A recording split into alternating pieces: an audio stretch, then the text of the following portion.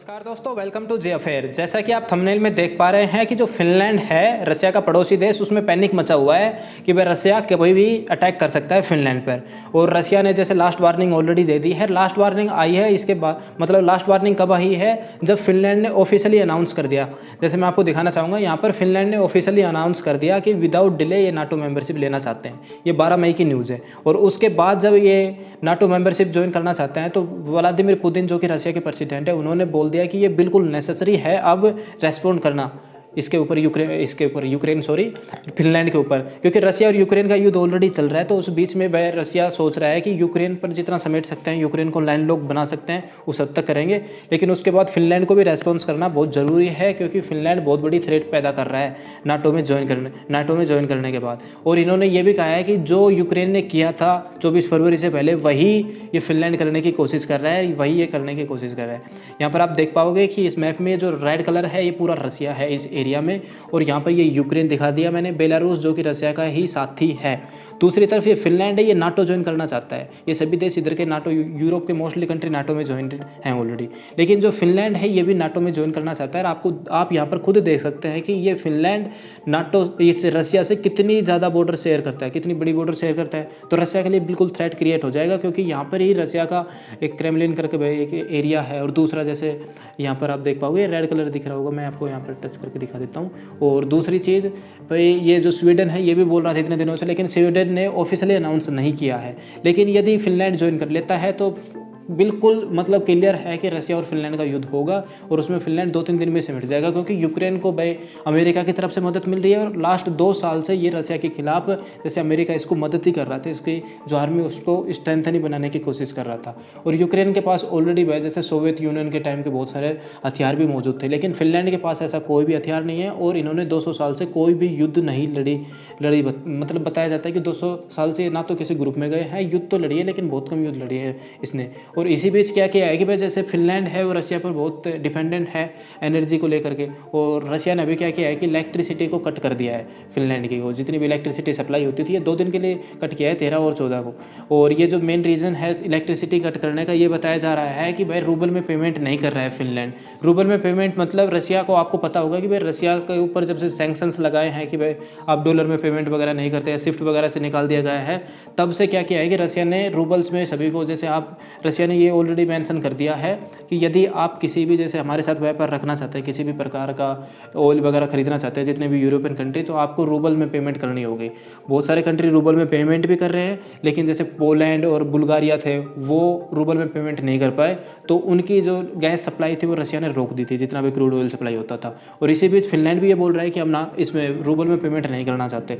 तो भाई रशिया ने इनकी भी इलेक्ट्रिसिटी सप्लाई रोक दी है, लेकिन हालांकि ये इसकी कोई क्रूड ऑयल वगैरह की गैस की सप्लाई नहीं रोकी है। लेकिन फिनलैंड की तरफ से ये बोला जा रहा है कि हमें कोई इससे फ़र्क नहीं पड़ने वाला, क्योंकि फिनलैंड भी बताया जाता है कि लास्ट ईयर से इसी की तैयारी कर रहा है कि भाई जैसे सौर ऊर्जा पर और पवन ऊर्जा पर जाने की कोशिश कर रहा है। और बताया जाता है कि सिर्फ 10% ही बिजली रसिया से आप मतलब जितनी भी फिनलैंड में यूज़ की जाती है उसमें से सिर्फ 10% इंपोर्ट करता है रसिया से। और बोला जा रहा है कि स्वीडन से या पवन ऊर्जा, सौर ऊर्जा से हो सकता है। लेकिन हाँ कि कुछ दिन मतलब प्रॉब्लम्स तो होगी, जैसे औद्योगिक, जैसे कुछ कंपनियों में कुछ प्रॉब्लम्स होगी, नहीं 2-3 दिनों में ये इनको झेल सकते हैं। और इसी के साथ जैसे आप यहाँ पर देख पाओगे कि जब से रसिया और यूक्रेन का युद्ध चला है उसी टाइम से बहुत सारे कंट्री, जितने भी अमेरिकन कंट्री, जितने भी यूरोपियन कंट्री है ना, ये सभी जितना भी ऑयल इंपोर्ट कर सकते थे रसिया से, ऑयल इंपोर्ट कर करके अपने स्टोरों में जमा करके बैठ गए हैं। इसी में जैसे इसने फिनलैंड ने भी किया है। जैसे 2021 में 91% इंपोर्ट किया था ना, तो 2022 में 282% बढ़ा करके, जैसे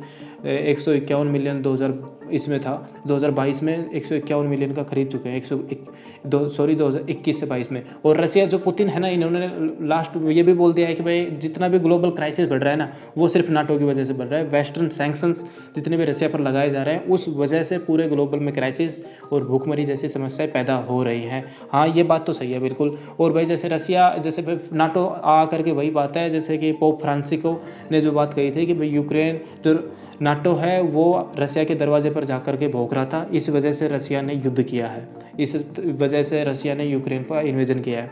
यूक्रेन तो बोला जाता है कि बीच की एक कबाब बना है, दोनों तरफ से तो रसिया और अमेरिका का युद्ध चल रहा है एक तरीके से। अब ये फिनलैंड का भी यही चलने वाला है और फिनलैंड में भी यही होने वाला है। और फिनलैंड को तो कुछ मतलब इसमें तो इतनी आर्मी भी नहीं है इनकी, और भाई इसका रिजल्ट भी जल्दी ही डिक्लेयर कर दिया जाएगा। और भाई यहाँ पर आप देख पाओगे कि फिनलैंड और स्वीडन भी बहुत घने दिनों से बोल रहे थे, लेकिन स्वीडन ने अभी ऑफिशियली अनाउंस नहीं किया है कि ये नाटो को ज्वाइन करना चाहते हैं। लेकिन भाई जैसे नाटो है वो बोल रहा है कि भाई तुम्हें कोई प्रॉब्लम नहीं है, लेकिन तुर्की का स्टैंड कुछ अलग है। इसको लेकर के आज ही जो तुर्की के वहाँ के जो प्रेसिडेंट है उन्होंने बयान दिया है, जो अर्दोगन है, अर्दोगन करके बोला जाता है यहाँ के प्रेसिडेंट, इन्होंने अर्दोगन ने दिया है कि भाई ये पॉजिटिव ओपिनियन नहीं है। इनको कंडेम कर दिया एक तरीके से, फिनलैंड और स्वीडन को जो नाटो ज्वाइन कर रहे हैं ना, इनको कंडेम कर दिया कि तुम्हें क्या ज़रूरत है नाटो ज्वाइन करने की, तुम रसिया से ही अपने अच्छे रिलेशंस बना करके रखो ना, तो रसिया तुम पर युद्ध नहीं करेगा। जैसे अभी यहाँ पर आप देख सकते, आपको पता होगा कि जैसे पोलैंड के पास में ही ये जो जितने भी देश है रसिया के आसपास के सभी ने जैसे नाटो ज्वाइन करने की कोशिश कर रहे हैं। हालांकि जो यूक्रेन है ये किसी टाइम पर यूएसएसआर का ही पार्ट था और ये खुद भाई नाटो का मेंबर हुआ। देख सकते हो आप किस हद तक मतलब जा रहे हैं। आपको पता होगा कि दोस्तों ये जो बेलारूस है, बेलारूस भी ये जो रसिया का साथी है, एक तरीके से रसिया की तरह ही चल रहा है, लेकिन इसके साथ कोई भी इन्वेजन वगैरह की प्रॉब्लम नहीं चल रही है और ये नाटो मेंबर भी नहीं है। यही अर्दोगन बोल रहे हैं कि तुम ऐसा क्यों नहीं कर लेते। हालांकि दोस्तों आपको पता होगा कि भाई यूक्रेन, ये तुर्की है, ये बोल रहा है कि मैंने भाई यूक्रेन को भी मदद पहुंचाई है, रसिया का भी मैं स्टैंड साथ हूँ। मतलब एक तरीके से इन्होंने ना तो एक तरीके से जैसे इंडिया का स्टांस है ना, उसी तरीके से स्टांस रखने की कोशिश कर रहा है जैसे चीन का स्टांस है, ना तो रसिया की तरफ जा रहा है ज़्यादा और ना अमेरिका की तरफ जा रहा है। इसी तरीके से ये तुर्की है, ये करने की कोशिश कर रहा है। यहाँ पर आप क्लियरली देख सकते हो कि भाई रसिया, ये तुर्की है, ये ऑलरेडी बोल रहा है कि भाई हमारे भी कुछ मिस्टेक्स थी 1952 में जो हमने नाटो की मेंबरशिप ली। ये क्लियरली आप देख सकते हो कि इन्होंने कंडेम कर दिया है कि अब जो देश भी नाटो ज्वाइन कर रहे हैं और उनकी वजह से जो युद्ध छिड़ रहा है वो मतलब खुद के मतलब भागीदार खुद है, खुद के देश में वो गरीबी, भूखमरी और जिस टाइप की भी प्रॉब्लम्स लेकर के आ रहे हैं वो खुद ही जिम्मेदार हैं उस चीज़ के। जैसे यूक्रेन के प्रेसिडेंट ही जिम्मेदार हैं युद्ध के, ये बोला जा रहा है, क्योंकि यदि वो नाटो ज्वाइन नहीं करने की कोशिश करते तो कोई प्रॉब्लम नहीं होती। यहाँ पर आप देख पाओगे कि भाई जो स्वीडन है ना, ये फिनलैंड है, इसने भाई हमेशा से ही जैसे एक तरीके से कभी भी किसी ग्रुप को ज्वाइन नहीं किया। और आपको पता होगा कि भाई 200 साल से बोला जाता है कि ये कभी भी किसी ग्रुप में नहीं गया, ना तो अमेरिका के ग्रुप में गया है, किसी भी मतलब जितने भी ग्लोबल कॉन्फ्लिक्ट हुई है ना उसमें किसी में भी हाथ नहीं रहा फिनलैंड का, कभी भी नाम नहीं सुना होगा। और इसी वजह से भाई फिनलैंड ने कभी मिलिट्री पर इतना एक्सपेंडिचर नहीं किया। बोला जाता है कि रसिया का युद्ध हुआ था 1939 में फिनलैंड के साथ, उस टाइम पर रसिया ने कुछ एरिया कैप्चर कर लिया था, लेकिन उस टाइम पर फिनलैंड की आर्मी भी कुछ स्ट्रॉन्ग थी और उस टाइम पर वह फिनलैंड बहुत ज़्यादा एक्सपेंड करता था अपनी आर्मी पर। लेकिन फिलहाल कोई भी नहीं ऐसा कुछ नहीं करता, क्योंकि ये हैप्पीनेस की तरफ ज़्यादा वो करते हैं, डेवलपमेंट और हैप्पीनेस की तरफ ज़्यादा फोकस करते हैं। लेकिन फिलहाल क्या है कि यदि ये युद्ध छिड़ा तो पूरा फिनलैंड एक तरीके से बर्बाद सा हो जाएगा। यहाँ पर आप देख सकते हो कि वह, और जो फ्रांस के प्रेसिडेंट है इमैनुअल मैक्रोन, इन्होंने भाई यूक्रेन को सॉल्यूशन भी दिया था कि जो कोल्ड एरा में जैसे रसिया और अमेरिका के बीच में जो एक तरीके से कोल्ड वार चल रहा था ना, उस टाइम पर फिनलैंड ने डिसाइड किया था कि ना तो वो रसिया के साथ जाएगा ना अमेरिका के साथ जाएगा, वो फिनलैंडाइजेशन अपनाएगा। इसी तरीके से ये इमैनुअल मैक्रोन है, इन्होंने भी कहा था कि भाई यूक्रेन है वो फिनलैंडाइजेशन मॉडल को अपना सकता है कि भाई ना तो वो रसिया की तरफ जाए ना अमेरिका की तरफ जाए, तो यूक्रेन सेव हो सकता है। अदरवाइज भाई रसिया इसको करके ही छोड़ेगा, इसकी इकोनॉमी वगैरह को और हर चीज़ जितना भी है इसको बर्बाद करने की पूरी कोशिश करेगा, और यही चीज़ चल रही है। हालांकि जो फिनलैंड के साथ ना कुछ ही दिनों पहले जैसे यूके ने भाई एक नया एग्रीमेंट साइन किया है, जैसे कि भाई उसको जैसे युद्ध होता है इसके साथ, फिनलैंड और स्वीडन दोनों के साथ किया है कि यदि यूक्रेन का इसका फिनलैंड और स्वीडन का रसिया के साथ युद्ध होता है तो उस बीच में ये दोनों मदद पहुँचाएंगे। देख सकते हो किस टाइप की मदद पहुँचाएंगे, यहाँ पर आप देख पाओगे।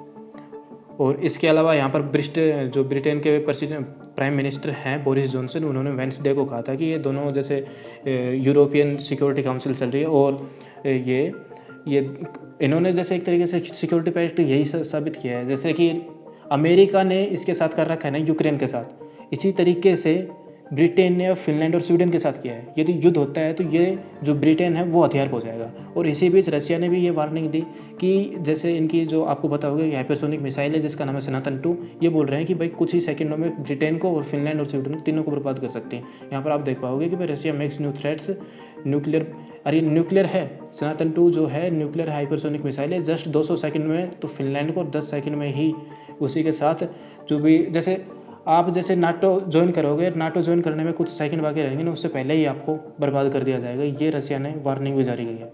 और उसी के साथ बोला जा रहा है कि कुछ ही घंटों में ब्रिटेन को भी बर्बाद कर सकते हैं ये ना जो इनकी ये है, इनकी जो हाइपरसोनिक मिसाइल है। यहाँ पर आप देख पाओगे जैसे ये रसिया है, और मैंने आपको क्लियरली बता दिया था कि ये फिनलैंड यहाँ पर है, और यहीं पर जैसे रसिया का कुछ पार्ट है, छोटा सा पार्ट है, और इधर ये ब्रिटेन वगैरह आकर के ये ब्रिटेन है। तो बोला जाता है कि रसिया कुछ ही देर में ब्रिटेन को बर्बाद कर सकता है। तो ये क्लियरली मेंशन कर दिया है रसिया ने। और ये यूक्रेन वगैरह है, जैसे भाई यूक्रेन कभी ना इसका ही पार्ट हुआ करता था, लेकिन जब से ये नाटो ज्वाइन करने की कोशिश की, यहाँ पर देख सकते हो आप। और ये जैसे ब्रिटेन है, ब्रिटेन पर कुछ ही सेकंडों में अटैक कर सकता है हाइपरसोनिक स्नातन 2 से। और दोस्तों इसी के साथ आपको वीडियो अच्छी लगी हो, और दोस्तों मैं इसके साथ ये बताना चाहूँगा कि भाई जून में ना इसकी मीटिंग होने वाली है रसिया इसकी नाटो की, और इस वजह से खलबली मची हुई है। जो बताया जाता है कि स्पेन में 30 जून के आसपास नाटो की मीटिंग होने वाली है।